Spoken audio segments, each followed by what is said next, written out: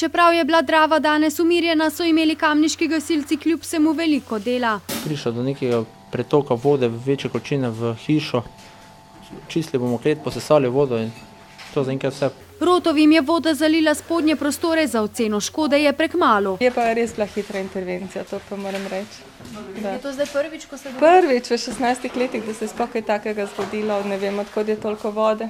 Še večje težave je voda povzročila v Velikem Boču v občina Selnica ob Dravi. 700 kvadratnih metrov velik plaz je ogrozil hišo, da bi preprečili zdrs, so gasilci plaz prekrili. 20 let sem že tu, pa to za prvič, kaj se je zgodilo. Nedeljo so tako številni preživeli ob vodnih črpalkah in reševali, kar se je pač dalo. Večino pa pomirja misel, da se vodotoki le umirjajo. Spet stopnica je bila cela notra že.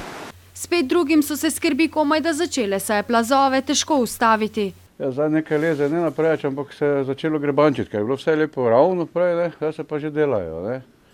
Ampak če bo deževje, je pa vprašanje, kaj bo. Tako je plaz v Rožpuhu, ki je miroval vse od marca, sedaj ponovno dobil zagon. Jaz upam, da ne bo najslabše. To vsi upamo. Razpoke v hiši so iz dneva v dan večje, zato nadaljne padavine ne prinašajo nič dobrega. Prav tako lahko še poplavljajo manjši vodotoki, svoje bregove pa počasi prestopa tudi reka Mura.